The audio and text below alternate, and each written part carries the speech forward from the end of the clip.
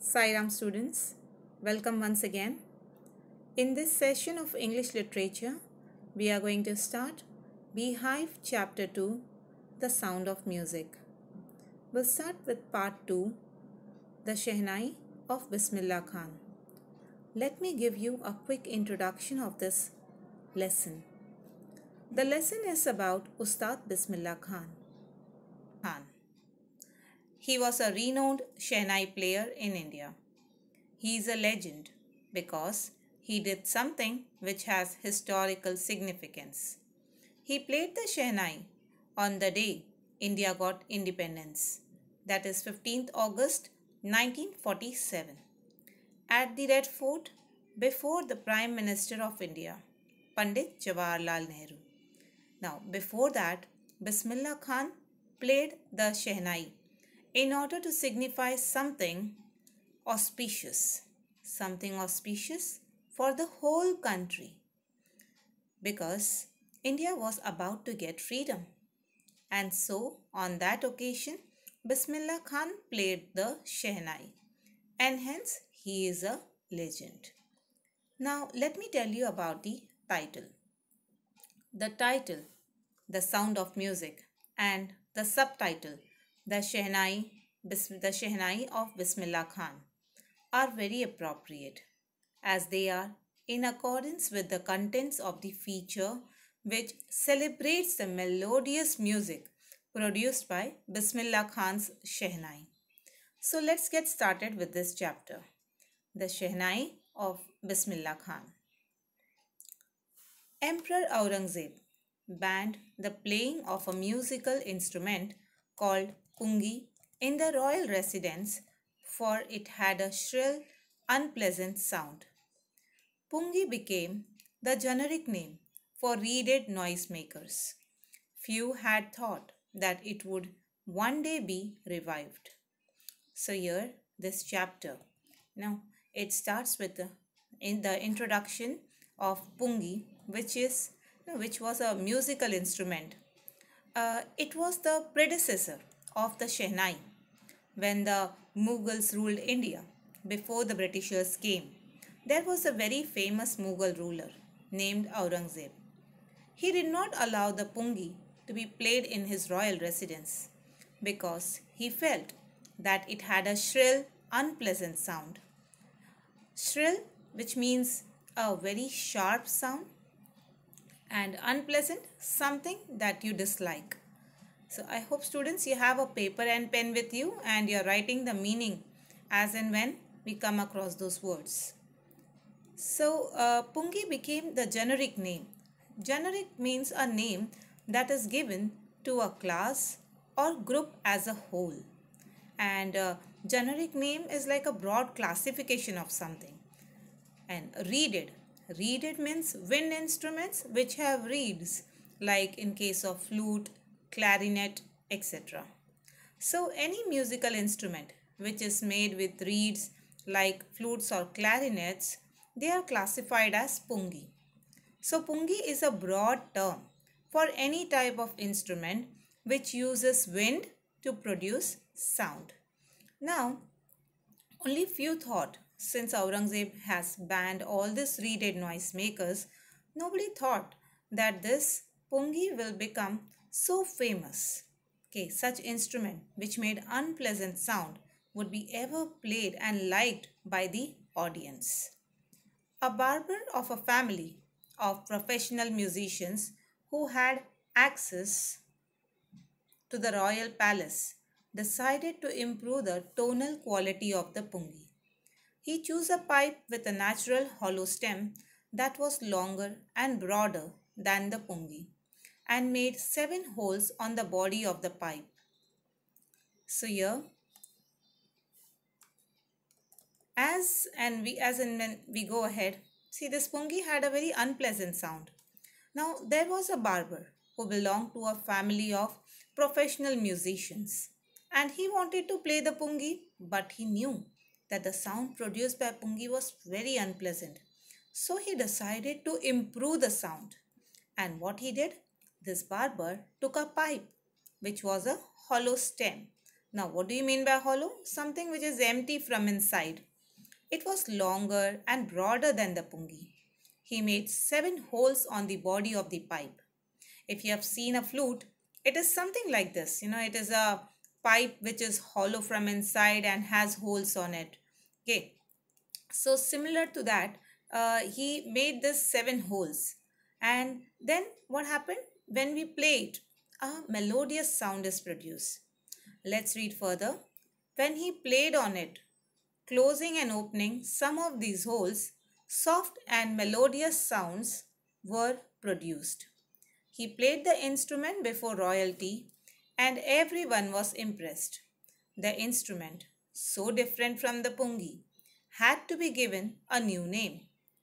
As the story goes, since it was first played in the Shah's chambers and was played by a nai, that is a barber, the instrument was named the shehnai.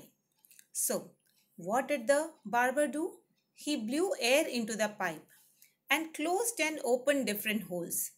So because of that, that soft and melodious sounds was produced. Okay, and everyone liked this. So when the barber played this instrument in the royal court, everyone liked the sound produced by it.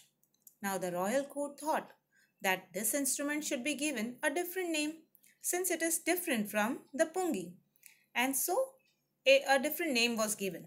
Now there is a story behind the name given to this instrument. Let me tell you. This instrument was played for the first time in the royal residence of the Shah.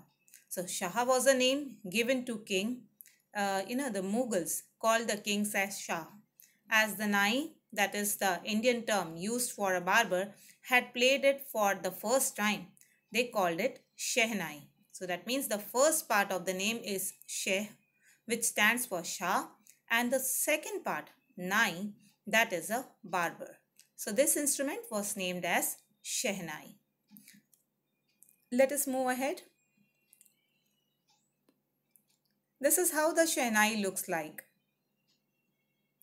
The sound of the shehnai began to be considered auspicious, and for this reason, it is still played in temples and is an indispensable component of any North Indian wedding. In the past, the shehnai was part of the naubat or traditional ensemble of 9 instruments found at royal courts. Till recently, it was used only in temples and weddings. The credit for bringing this instrument onto the classical stage goes to Ustad Bismillah Khan. Now here, the sound of Shehnai, it was considered to be very auspicious. Okay, auspicious, something that promises for good fortune. So the sound which was produced by Shehnai was considered to be a good omen, and so it was played on good occasions. Now you can hear Shehnai being played at many temples and weddings also. Uh, Here the Shehnai was it was a part of the Naubat. Now what is a Naubat? It is an Urdu word. It means traditional ensemble. That means a traditional group of 9 musical instruments. Okay, and ensemble, it's here ensemble. That's how we pronounce it. It is considered as a group. So these 9 musical instruments were played at the royal court, and Shehnai was also a part of Naubat. Now, let us read ahead. So here, see, though it was used in temples and weddings, okay, though it became an indispensable, a very important part, something without which we cannot do our work, okay, which is required for every occasion. So the Shehnai became an indispensable part of North Indian wedding, and also since it was considered auspicious, it was used in temples as well. Now the credit for bringing Shehnai onto the main stage, that is, the Shehnai was played at the king's courts, in temples, and at weddings. So it was used on stage in performances, and the credit for that solely goes to Ustad Bismillah Khan, who was a legendary Shehnai player, and people wanted to hear him play the Shehnai. So the credit mainly goes to Ustad Bismillah Khan. As a 5-year-old, Bismillah Khan played gilli danda near a pond in the ancient estate of Dumrao in Bihar.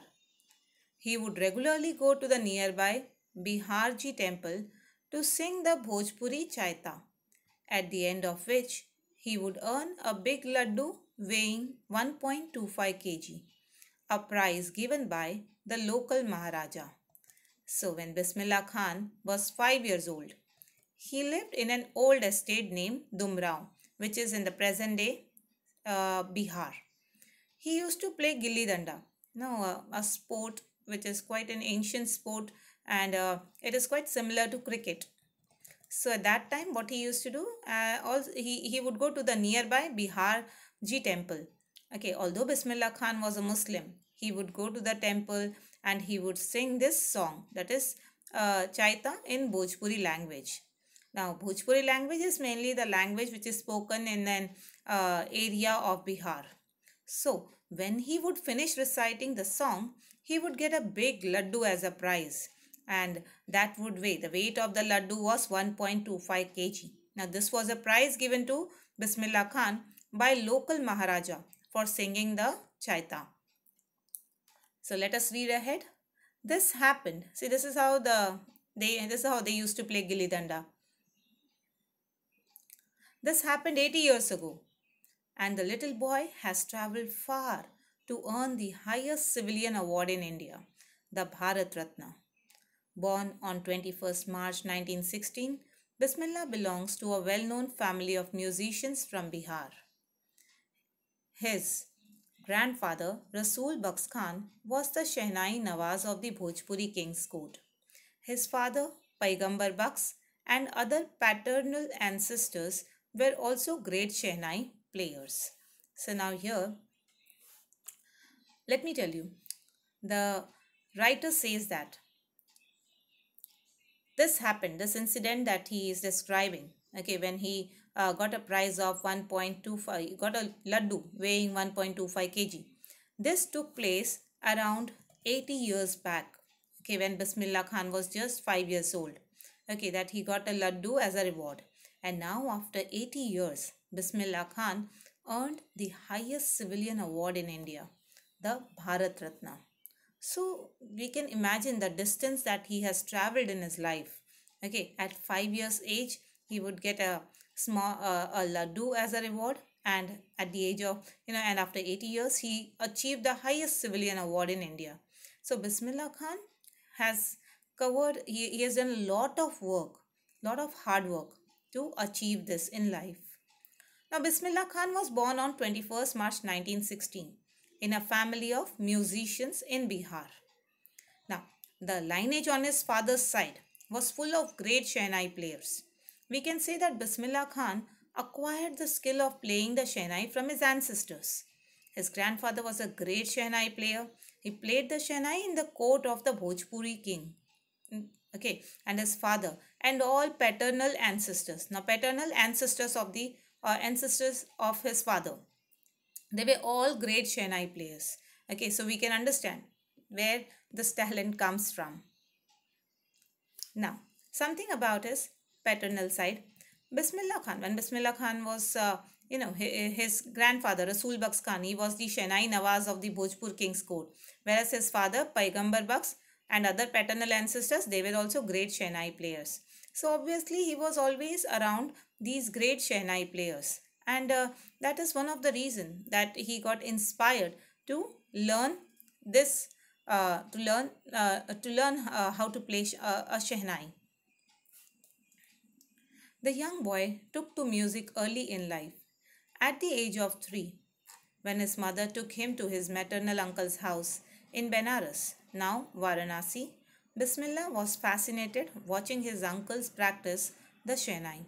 Soon Bismillah started accompanying his uncle Ali Baks to the Vishnu temple of Benares, where Baks was employed to play the shehnai.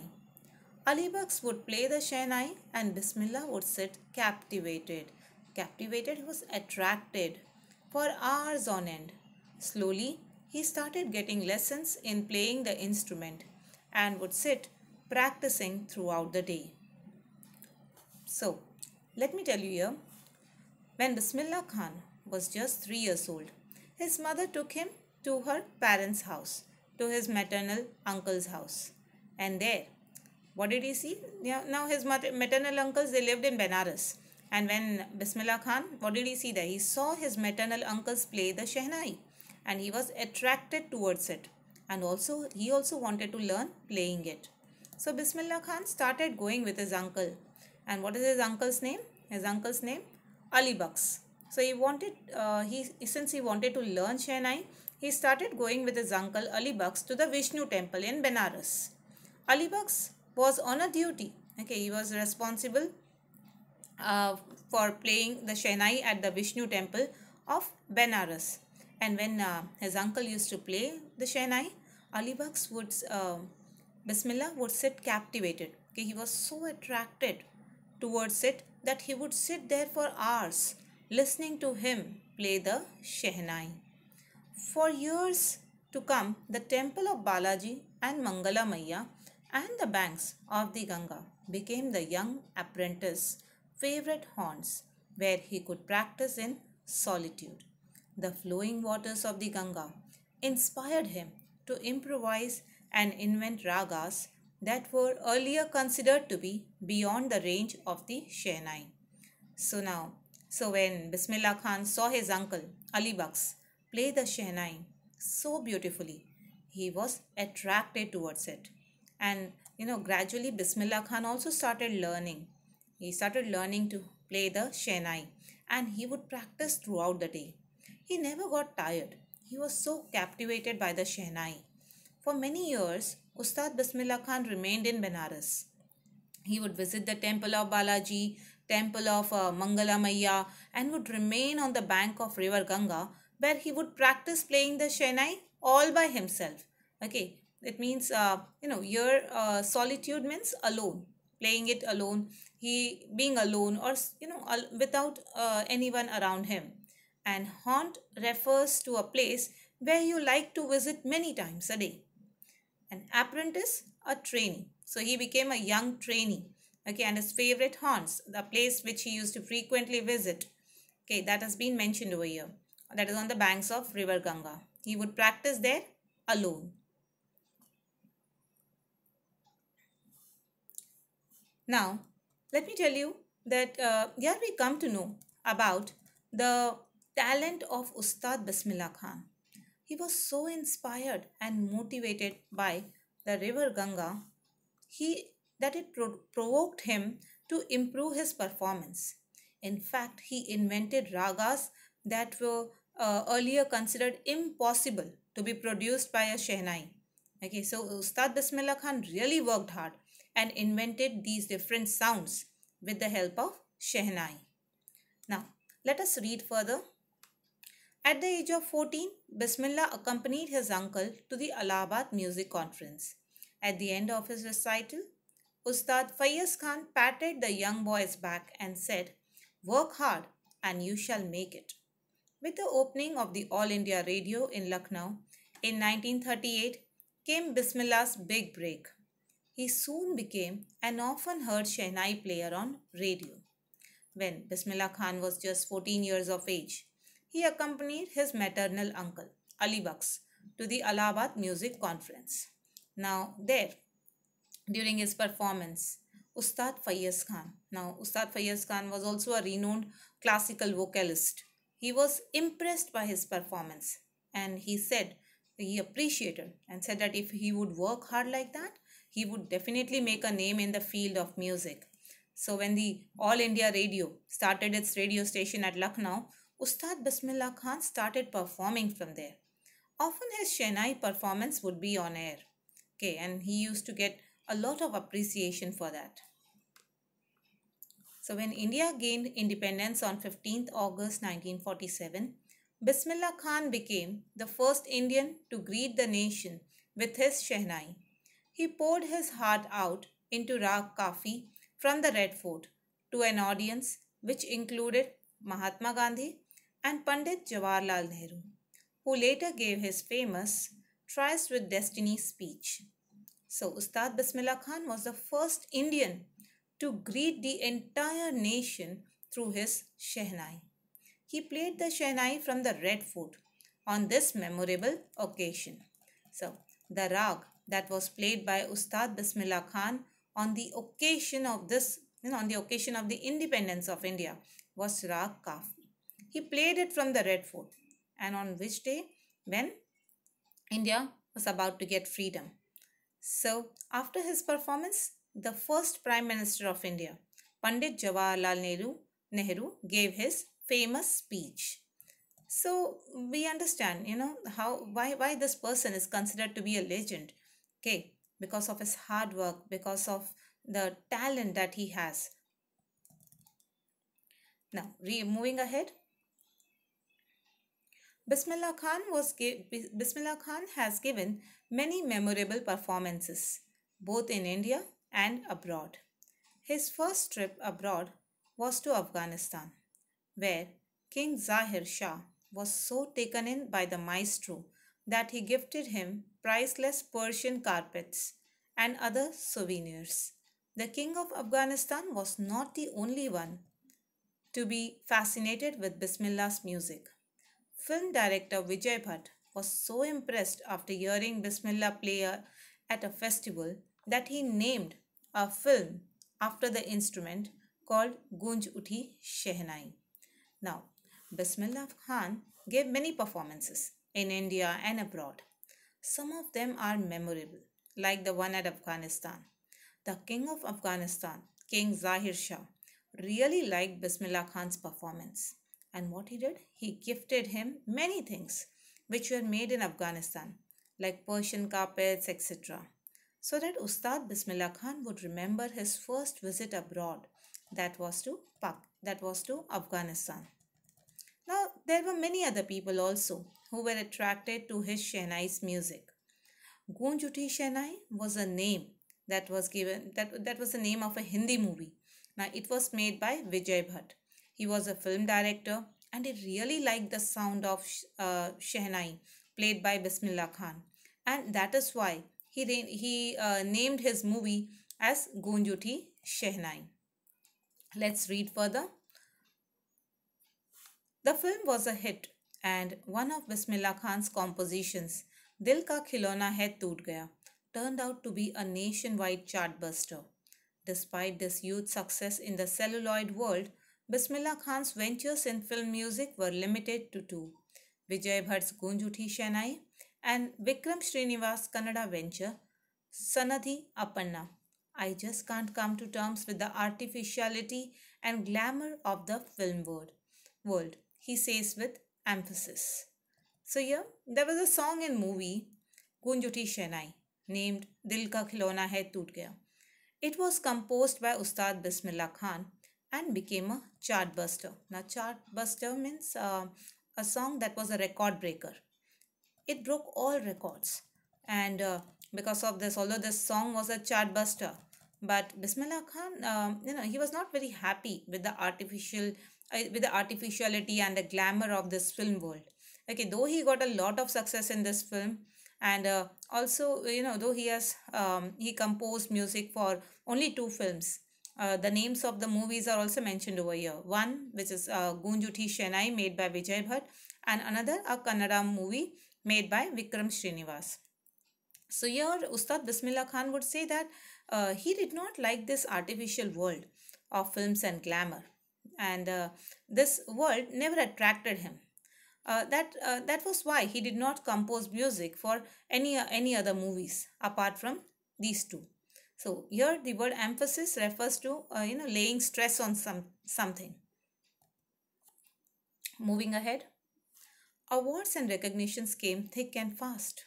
Thick and fast, he got a lot of awards and was recognized at many places. So I'll read again. Awards and recognition came thick and fast. Bismillah Khan became the first Indian to be invited to perform at the prestigious Lincoln Center Hall in the United States of America. He also took part in the World Exposition in Montreal in the Cannes Art Festival and in the Osaka Trade Fair. So well known did he become internationally that an auditorium in Tehran was named after him. Tahar Musikki Ustad Bismillah Khan. So now, Bismillah Khan performed all over the world. He performed in United States of America at the Lincoln Center Hall. He performed in Montreal, Australia in the World Exposition. So he performed at the Cannes Art Festival, and he also performed in Japan at the Osaka Trade Fair. So he has almost, he traveled across the world, and he has delivered amazing performance. Now Tehran, which is located in Iran, even there, Bismillah Khan was very famous. So he was famous all over the world. But in Tehran, an auditorium has been named after him. So his hard work and his dedication got him praises from all over the world. His talent was recognized by almost everyone. When Ustad Bismillah Khan, moving ahead, national awards like the Padma Shri, the Padma Bhushan, and the Padma Vibhushan were conferred on him. In 2001, Ustad Bismillah Khan was awarded India's highest civilian award, the Bharat Ratna, with the coveted award resting on his chest and his eyes glinting with rare happiness. He said, "All I would like to say is, teach your children music. This is Hindustan's richest tradition. Even the West is now coming to learn our music." So when Ustad Bismillah Khan received India's highest civilian award, Bharat Ratna, in the year 2001, his eyes were shining. He was very happy because his hard work has been recognized. And he gave an important message to the country. He told all the Indians to teach music to their children because music is the richest tradition of India. He said that even the Western countries wanted to learn India's music. Okay, so this is how he promoted the music world. In spite of having traveled all over the world, Khan Saab, as he is fondly called, is exceedingly fond of Benares and Dumrao, and they remain for him the most wonderful towns of the world. A student of his once wanted him to head a Shehnai school in the USA, and the student promised to recreate the atmosphere of Benares by replicating the temples there. But Khan Sahib asked him if he would be able to transport River Ganga as well. So here, although Ustad Bismillah Khan had travelled all over the world, and though he received so much of respect and recognition, he remained rooted. Benares, where he learned music, and Dumrao, where he was born. Okay, these were the two most wonderful towns of the world for him. He was so down to earth that although he had travelled all over the world, still he was attached to his birthplace. Now, there was a student of Ustad Bismillah Khan, and he wanted that Ustad Bismillah Khan should set up a Shehnai school in USA. So he even promised that he would recreate and he would recreate the temple of Benares in America for Ustadji, as he would miss it. But then Bismillah Khan was attached to River Ganga also. So he asked his student, that would you be able to transport the River Ganga also to America? So he wanted to say that he could not leave India. He was attached not only to the temples of Benares, but also to the holy river Ganga. Now here, we understand that, Ustad Bismillah Khan, how attached he was to his home country. Moving ahead. That later he remembered to have said, "That is why whenever I am in a foreign country, I keep yearning to see Hindustan. While in Mumbai, I think of only Benares and the Holy Ganga. And while in Benares, I miss the unique Matha of Dumrao." Ustad Bismillah Khan's life is a perfect example of the rich cultural heritage of India, one that effortlessly accepts that a devout Muslim like him can very naturally play the Shehnai every morning at the Kashi Vishwanath temple. Okay, so now see, Ustad Bismillah Khan said that whenever he visited any foreign country, he longed to see India. He wanted to return to India. Then he says that whenever he is in Mumbai, he yearned. Okay, he has a desire for yearning means longing or having a desire for something. So he used to always wait to visit Banaras and the Ganga River. And whenever he was in Benares, he used to miss his birthplace, Dumrao, and the Matha where he used to sing the Bhojpuri song and was rewarded a laddu. So he remembers all those things. So your writer says that Ustad Bismillah Khan was a perfect example of the rich cultural heritage of India. His work was beyond all religion, beyond the religion barriers. Although he was a Muslim, he followed the Muslim laws. But every morning he would play the Shehnai at the Kashi Vishwanath temple, which was a Hindu temple. This shows that he did not have the barriers of religion in his mind. He was a true Indian. He considered music to be India's richest cultural heritage. Okay, now Ustad Bismillah Khan, he is the one who has always remained rooted to his mother, to his motherland. Moving ahead. Okay, so his life, as I said, is a perfect example. Uh, Now, he had been, let me tell you that, Ustad Bismillah Khan had been ill for a long time. He died on 21st August 2006. Okay, he passed away and at the age of 90 after a prolonged illness. He was given a state funeral and the government of India even declared one day of national mourning. So, what we understand from this chapter, let me tell you. See, Ustad Bismillah Khan, he made a valuable contribution to the world of music through the Shehnai. So for this, he was also honored with India's highest civilian honor, the Bharat Ratna in 2001. Okay, so he improvised many new ragas and he placed Shehnai among other classical musical instruments. So Bismillah Khan, we will remember him as a true example of a secular Indian. Okay, a secular Indian. As being a Muslim, he played the Shehnai at the Kashi Vishwanath temple. And for him, music was above all religious barriers. Okay, so with this, we come to an end of this lesson. Let us go through this. There was an interview that was conducted by Shekhar Gupta when partition happened. Didn't you and your family think of moving to Pakistan? This was the question asked to him. And Bismillah Khan answered, God forbid me. Leave Benares? Never. I went to Pakistan once. I crossed the border just to say I have been to Pakistan. I was there for about an hour. I said namaskar to the Pakistanis and salam alaikum to the Indians. I had a good laugh. So yes, this was one of his answers given to Shekhar Gupta. Now, we come to an end of this lesson. Let us go through the value points. Please go through the value points.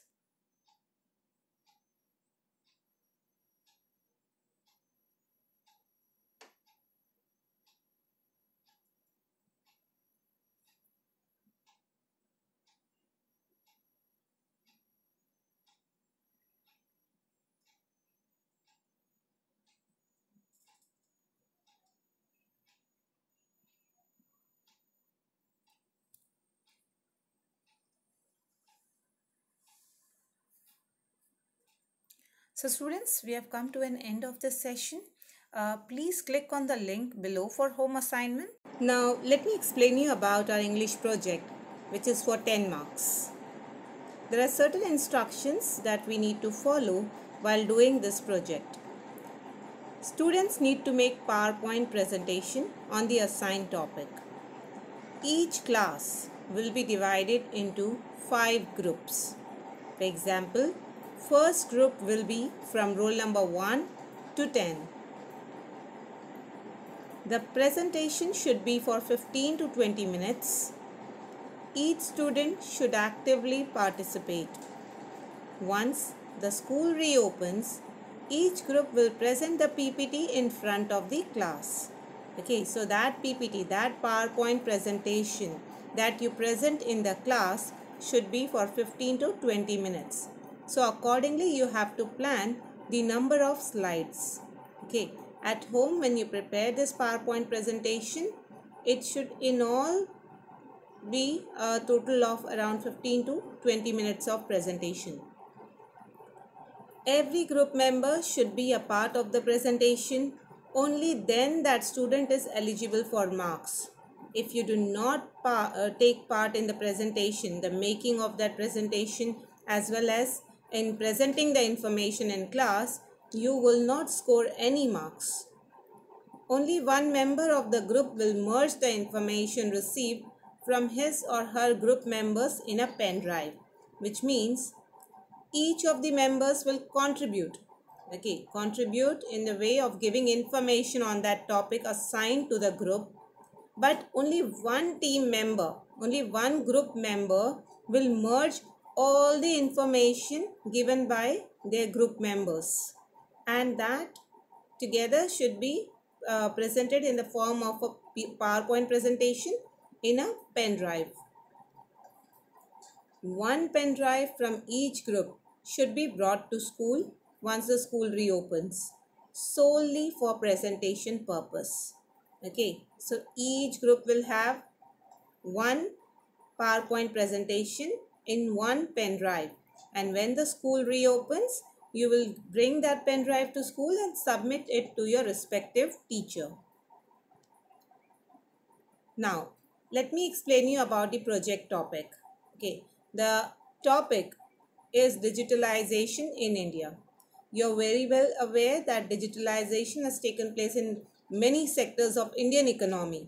Okay, so you have to make a project, a PowerPoint presentation on this topic, digitalization in India. Here you have to create a PowerPoint presentation where you explain the meaning of digitalization, objectives, infrastructure, what infrastructure is required for this purpose, and the impact. You can also draw a comparison of how things were in the past and what changes have taken place after digitalization. Next, now we come to the main topic. Here, health sector, there are different sectors in in which digitalization has taken place, like health sector, agriculture sector, medical sector. Okay, so our topic is divided into 5 subtopics. So digitalization in India. Now for that we have 5 sectors. We have selected 5 sectors. Rule number 1 to 10 will work on health sector. They will create a PowerPoint presentation on health sector in which they will mention meaning, objective, infrastructure, impact of digitalization on health sector. Accordingly, roll number 11 to 20 will work on agriculture sector, and again they will have to explain meaning, objective, infrastructure, impact of digitalization on agricultural sector. Accordingly, medical sector is assigned to roll number 21 to 30. Information technology sector is assigned to roll number 31 to 40. And last but not the least, educational sector is assigned to roll number 41 till the last roll number. So each division has a different count of students. Okay, so it can be roll number 41 to 46, or it can be roll number 41 to 44, whatever is the last roll number. Alright, so I hope you're clear with the project. The project, once again let me know, consists of 10 marks. Okay, so each and every student need to actively participate in making this project. Alright, that's all regarding the project. Thank you so much.